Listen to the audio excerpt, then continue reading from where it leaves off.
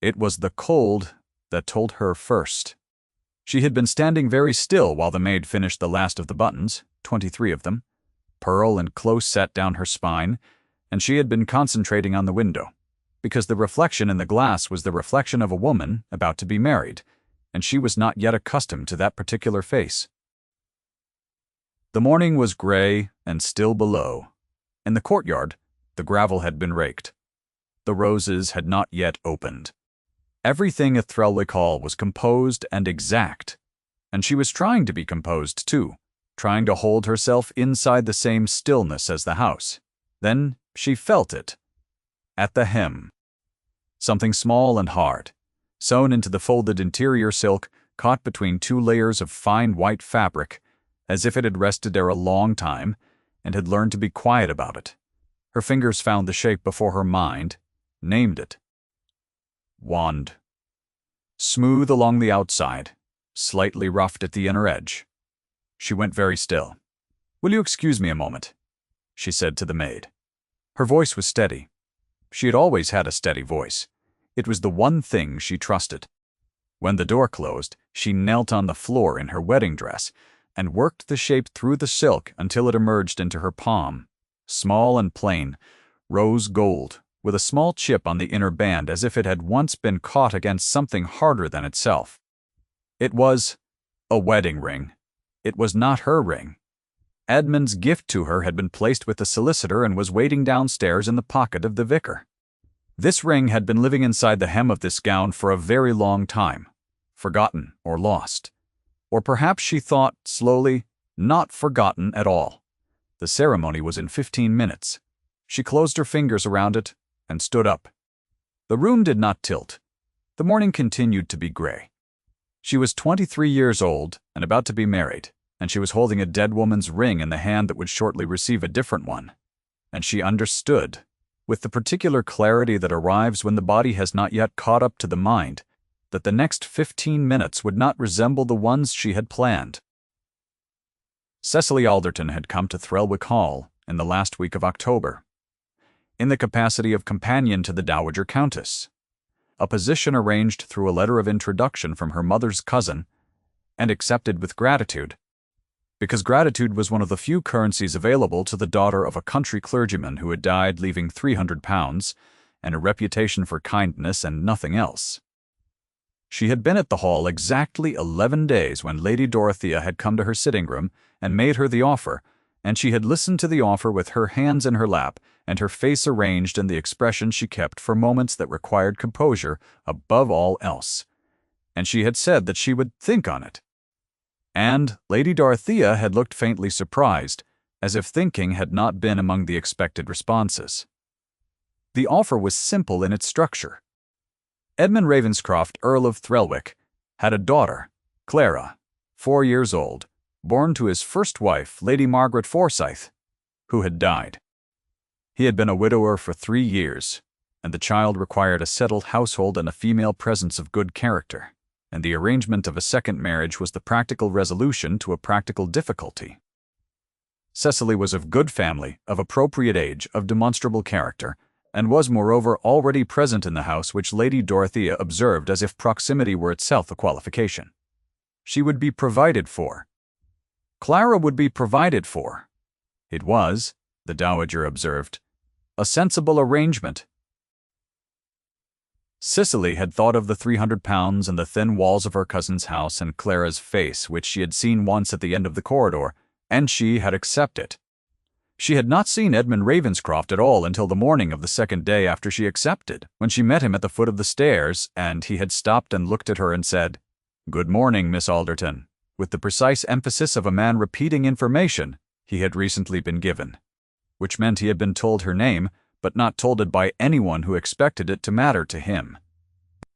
He was tall and broad in the shoulders, with dark hair worn close and a jaw that was not unkind, but kept itself that way by some private effort, and his eyes, when they landed on her, were the color of still water in a shaded place.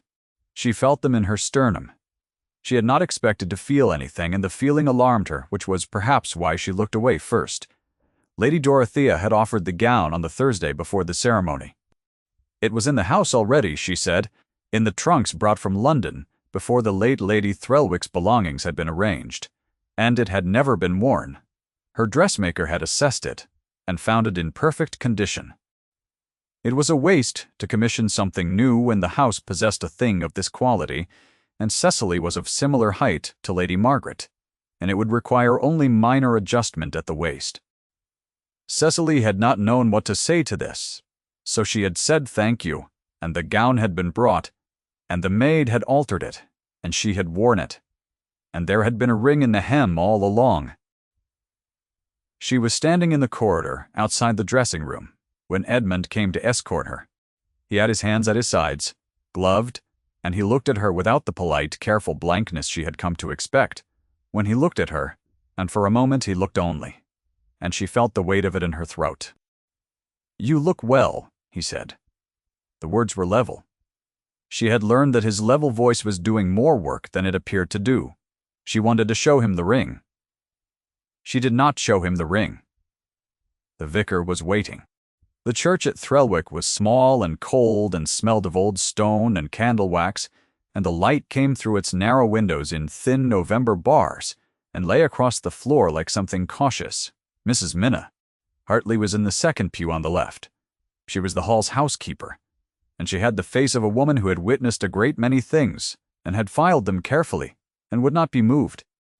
She watched Cecily come up the aisle with the same attentive stillness she brought to everything, and Cecily felt seen by her in a way that was different from the particular way in which the rest of the assembled company observed her arrival, which was the way one observes a practical arrangement being finalized. Miss Arabella Vane was in the fourth pew, in pale blue silk, with the composed expression of a person who has been told to wish the bride well, and has decided to do exactly that and nothing more. Edmund stood at the front and did not turn until she was nearly beside him, and when he turned his face was still, but his hands, when they came up to receive hers, were very careful. Not shaking.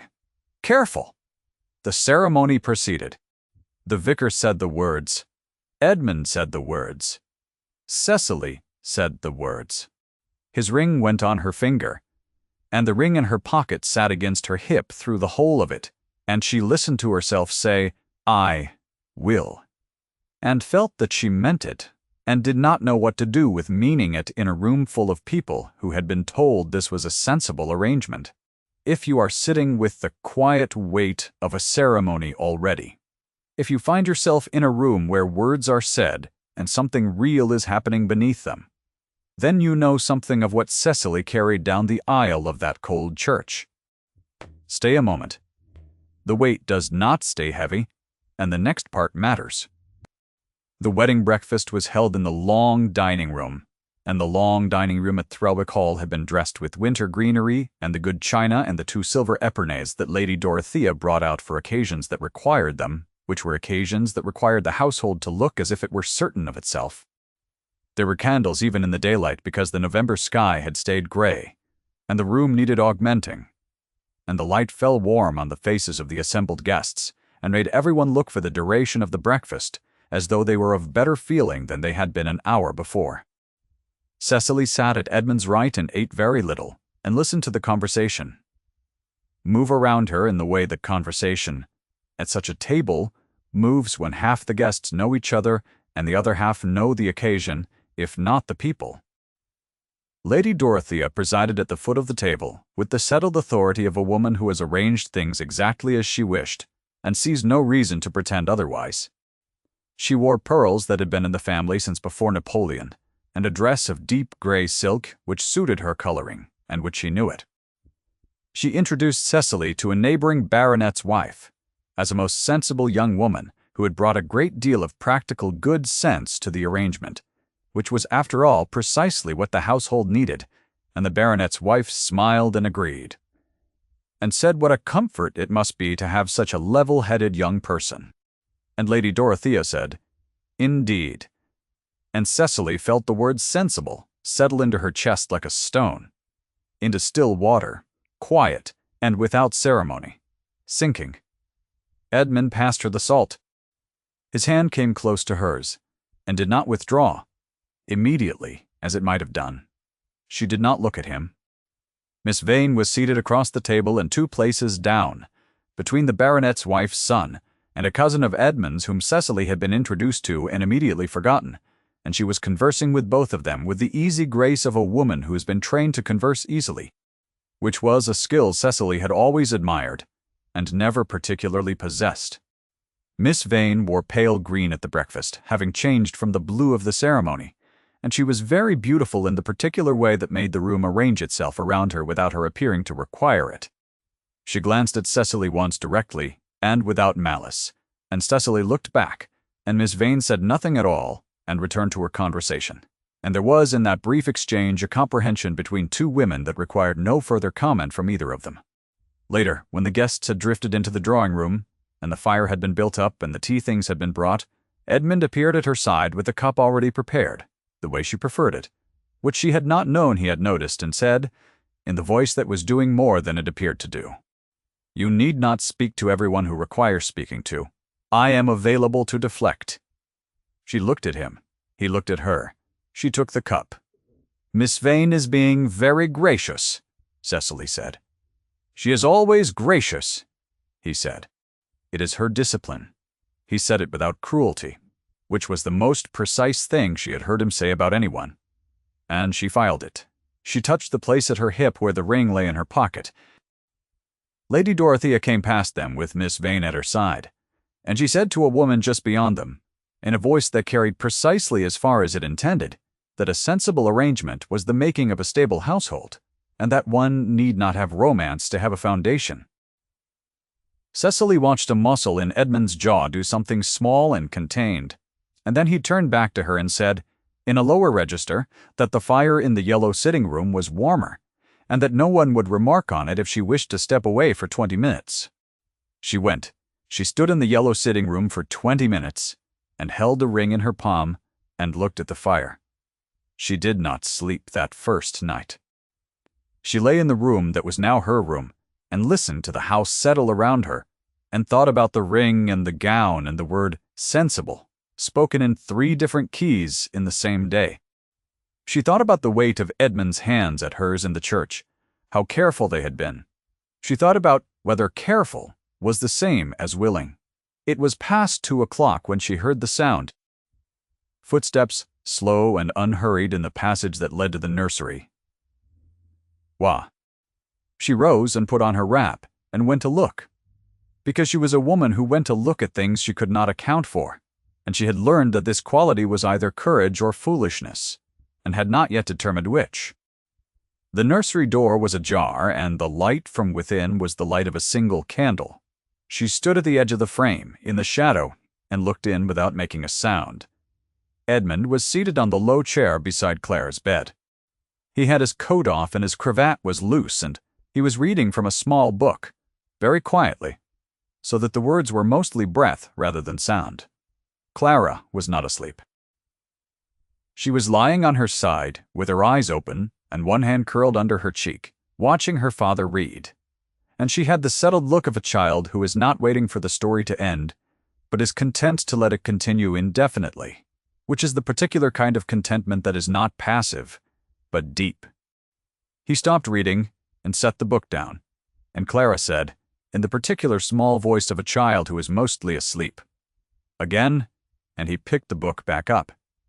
He read the same page a second time. His voice in the quiet of the nursery was lower than his speaking voice, which was itself not loud, and the cadence of it was different.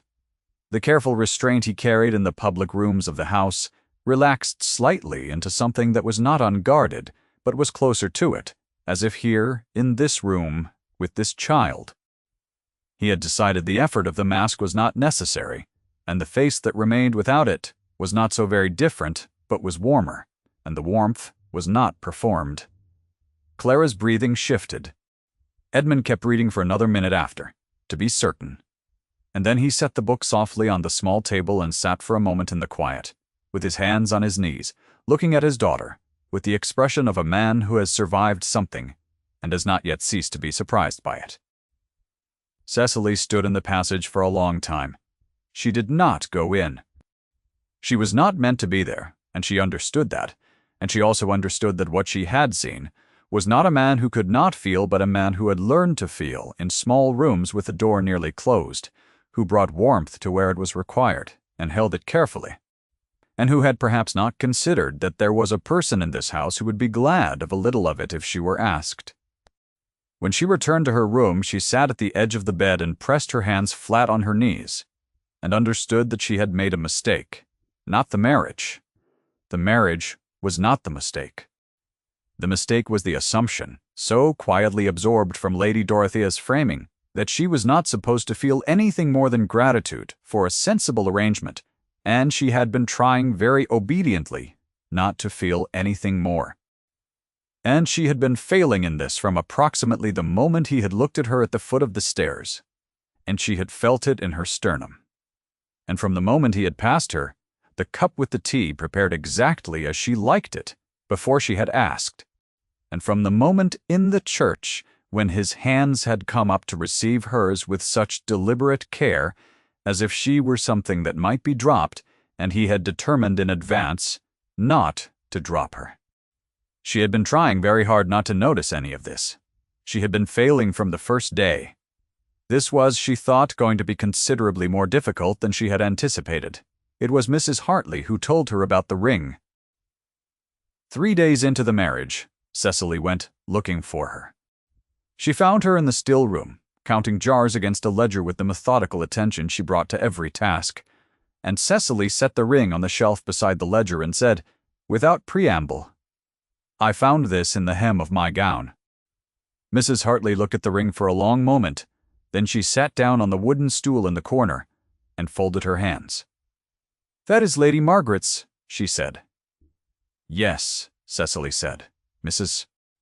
Hartley was quiet for long enough that Cecily understood the silence was not evasion, but the gathering of something that deserved to be said carefully. "She was 20 when they married," Mrs. Hartley said at last.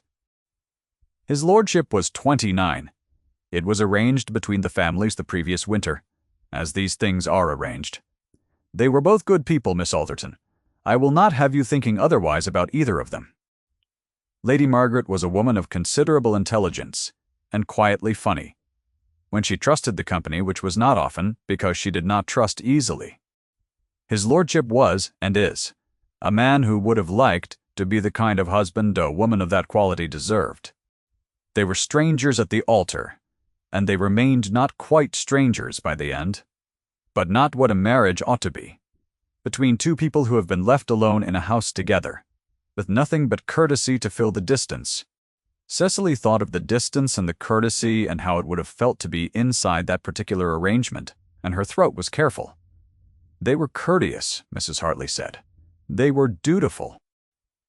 Clara was born in the 2nd year, which was a joy to both of them, and narrowed the distance a little. Not enough, but a little. Lady Margaret went to her death in the 3rd month of carrying the 2nd child, and the child did not survive, and his lordship sat in the library for 3 days and did not eat, and I brought him broth and he drank it because I asked him to, not because he wanted to. I have been in this house for 24 years. I have brought broth to people in great need. He was the worst of them. Cecily was very still. He blamed himself, Mrs. Hartley said. Not for her death. The physician was plain about that. There was nothing to have been done. It was the kind of loss that happens when it happens, and cannot be prevented by a different man or a different decision. He blamed himself for the marriage. For bringing her to a house where she was comfortable and respected, and well kept and quietly lonely, and for not being equal to the task of crossing the distance between them, and for the fact that there had been a distance at all. He is not a man who speaks his feeling, Mrs. Ravenscroft. He felt it, and he keeps it, and it is not a small thing he carries. The ring, Cecily said. The ring was Margaret's own, Mrs. Hartley said. A ring she had from her mother, kept on a chain, taken off to have the chain mended the week before her own wedding. I believe the seamstress set it in the folds for safety, and it was overlooked when the gown was packed away. His lordship never opened those trunks. He could not. When Lady Dorothea offered the gown for your use, he did not ask what was in it. He left it to the maid. Cecily looked at the ring for a long time. Then she picked it up and put it in her pocket, where it had been for 3 days, where she was beginning to think it lived. He did not arrange this marriage for convenience, Mrs. Hartley, she said. It was not quite a question. Mrs. Ball. Hartley looked at her with the expression of someone who has been waiting patiently for the correct question. He arranged the first marriage for convenience, she said. He has told Lady Dorothea, a great many times since then, that he will not marry again on that basis. Lady Dorothea told him this was impractical, and she was right that it was impractical, and she offered him a list of suitable candidates, and he refused each one for a reason she found insufficient. And then he met you in the corridor one morning and came to her study that same afternoon and said he would consider it after all. She paused. He did not tell her which one he had decided on. She thought the credit was hers. It was not hers. Through the small window the November garden lay gray and flat, the last leaves gone from the oak by the wall. He should have told me, Cecily said. Her voice was still steady.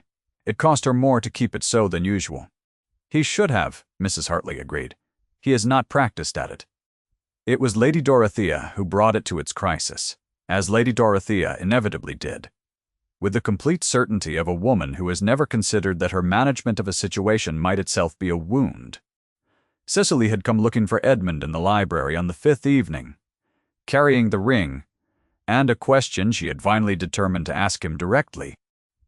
The door was open 3 inches, and his mother's voice was already in the room, and Cecily stopped. It is working precisely as I arranged it, Lady Dorothea was saying. She is quiet and sensible, and asks for nothing, which is exactly the kind of wife you required.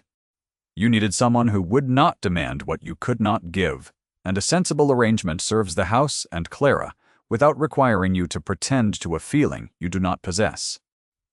The girl understands what she entered into, Lady Dorothea said. There is no need to complicate it. Cecily did not hear Edmund's response.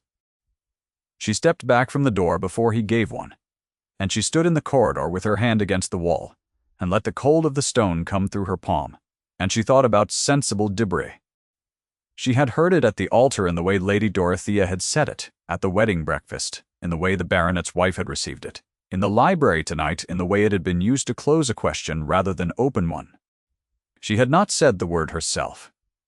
Not once, because she had not felt it, not once, not about a single moment of the past 5 days. She had felt other things. She had felt the weight of Edmund's hands. She had felt the ache in her chest outside the nursery. She had felt the ring in her pocket, like a small warm fact about the complicated nature of grief and inheritance, and the things people leave behind in silk hems. None of that was sensible, and it had apparently been managed around very efficiently, so that it would not inconvenience anyone. She stood in the corridor with her hand against the wall, and understood that this was the dark moment the word sensible had been building toward. From the first hour of the first day, the moment had arrived at its conclusion and became absolute. She was not a wife, but a management decision. She was not chosen, but convenient. And the woman in the corridor with the ring in her pocket and the unasked question already dying in her throat was not a woman who had made a real marriage, but a woman who had accepted a real situation with grace and called it by the wrong name, and the wrong name had been doing all of the work. And now the word had been spoken in the one room, and to the one person whose disagreement might have contradicted it, and no disagreement had been offered loudly enough for her to hear it. She went to the sitting room that was now hers, and she sat at the small desk for a long time before she lit the candle. Then she lit the candle and took out the paper and the pen, and she wrote, in her clear and level hand, a letter. Edmund, she wrote, I've been 3 days understanding something I should perhaps have asked directly at the start. I do not wish to remain in a house where my presence is a convenience and my feelings are a complication. If you will speak to Mr. Greer, I believe there are grounds for the matter to be resolved quietly, and I would not make it difficult for you. I would like to be released. Please give Clara my love. She read it back once. Then she sealed it. She left it on the small table beside the door where correspondence was left. She slept, surprisingly. After that, the body sometimes insists on its own practicalities even when the mind has not yet agreed to them. She was in the yellow sitting room the next morning with her book open and her tea untouched, when she heard the bell. Not the entrance bell. The bell that summoned the household, which had not been rung in the years she had been old enough to understand what it was for. Then footsteps on the stairs, a great many of them, and voices, and she set her book down. The drawing-room was full by the time she reached it. Lady Dorothea was seated at the center of it in the high-backed chair she preferred, which was perhaps why she had chosen it, because it gave her the look of a person who has convened a tribunal. Miss Vane was present, having stayed as a house-guest through the week. Mrs. Hartley was at the edge of the room, her hands folded. Mr.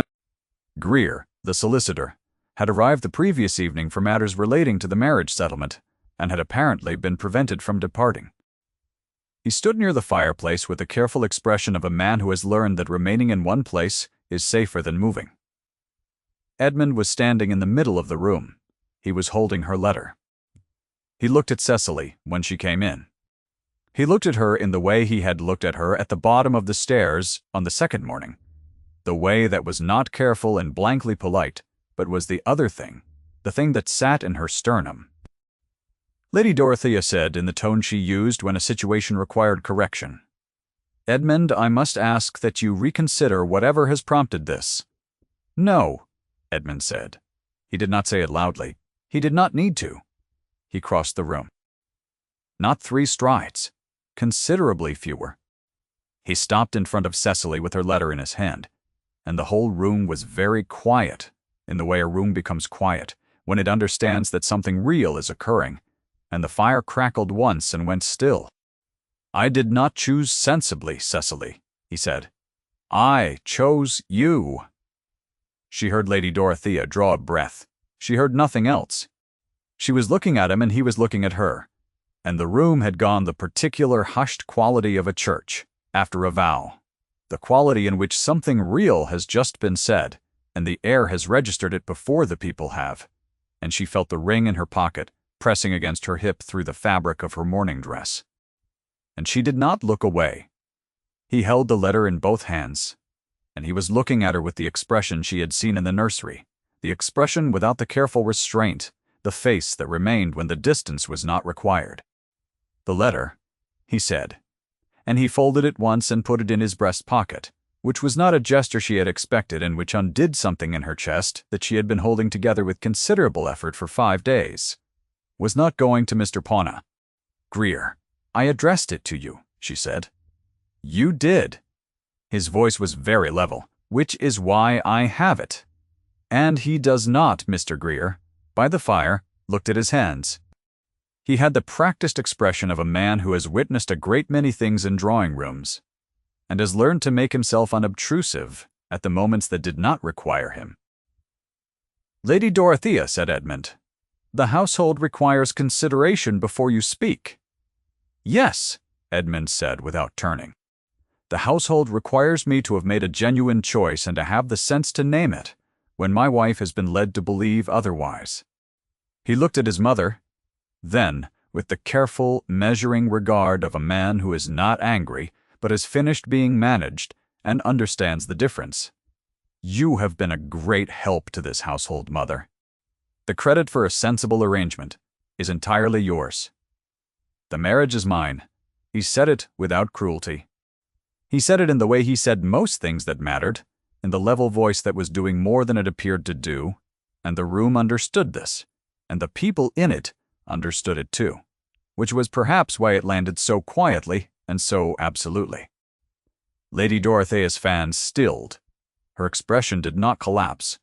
She was too composed for collapse, and composure was the one quality she would not relinquish in a room this full, and Cecily respected her for it even now, even in this. Something in her certainty adjusted, recalculated, and sat differently in her posture, and she looked at Cecily with the gaze of a woman who is recognizing for the first time that she has been looking at an object and has found a person, and she looked away, and the particular texture of her silence was the texture of a woman who is reconsidering the scope of what she thought she understood. Miss Vane, in the corner, looked at the floor with the careful grace of a woman deciding to be gracious. She would succeed. It was her discipline, and her discipline was genuine. And Cecily found she bore her no ill feeling whatsoever. Mrs. Sayre, Hartley, at the edge of the room, permitted herself one small contained expression that resolved almost immediately back into the face she wore for witnessing, but Cecily had seen it. 24 years in this house, and she had waited for this particular moment with the patience of a woman who had never expected patience to be wasted. Edmund turned back to her. He was standing very close. She could see the specific stillness he imposed on himself, the effort of it, and the fact that the effort was visible meant the stillness was not natural, but chosen. And she found that she loved him for the choosing. "The ring," he said. She had not told him about the ring. She looked up startled. He said quietly, "Mrs. Hartley told me this morning what she told you. I should have opened those trunks 3 years ago. I should have done a great many things differently." He paused. "I will not pretend to you that the first marriage was a model of what a marriage ought to be. I will not pretend that I arrived at the decision to marry again without grief and without error. I will tell you plainly that I had decided the matter before my mother believed herself to have arranged it, and the difference matters to me." Cecily looked at him for a long time. The room waited. "I know," she said. She meant Mrs. Blank. Hartley. She also meant the foot of the stairs, the careful hands in the church, the cup prepared exactly as she preferred, the 20 minutes offered before she needed to ask for them. She had known for several days. She had simply been in possession of a letter that described a woman who did not know, and she had sent it before the morning could teach her otherwise. "I did not know," she said, correcting herself, "with enough certainty until now." He looked at her. "May I have my letter back?" she said. "I should very much like to burn it." Something moved in his face that she had not seen there before. It was not quite amusement. It was the thing that lives in the same part of a face as amusement, the thing that is warmer and older and rarer. It lasted for exactly 1 moment. "You may not," he said. "I intend to keep it." She understood, then. She understood the way she understood the ring and the hem, not as something found and solved, but as something that had been there all along, waiting for the right morning. That night, when the household had settled, and Lady Dorothea had retired with the particular deliberateness of a woman who has decided to reconstitute her dignity quietly, Cecily went to the nursery. She knocked. The door was open, which in this house meant she was expected. Edmund was not there. Clara was sitting up in her small bed with her arms around a stuffed rabbit of considerable age and structural compromise, and she looked at Cecily with the wide-set gray eyes she had from her father. "You are my new mother," Clara said. She said it the way a child states a fact she has been thinking about for some time and is now determined to release. "Yes," Cecily said. "I am." "My other mother is in the picture in Papa's study," Clara said. "He moved it today. He put it in here, on the high shelf, so I can see her." Cecily looked at the portrait, which was small and oval and showed a young woman with light hair and a composed expression, and she thought of Edmund in his study, taking the frame from the shelf where it had stood for 3 years turned toward the wall, not because he did not grieve, but because the grief had found its proper place, which was not the wall of a room where a new marriage was happening, but the room of the child the first marriage had given to the world. She sat on the edge of Clara's bed. Clara regarded her with the practical assessment of a child who has been told this is her new mother and is now determining if the information is satisfactory. "You have a rabbit," Cecily said. "His name is Major," Clara said. "He has been in several campaigns." "He looks it," Cecily said.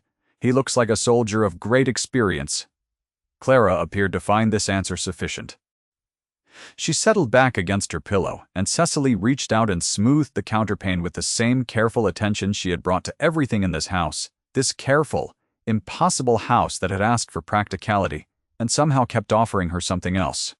"Will you stay?" Clara said. "Until I am asleep?" "Yes," Cecily said. "I will stay."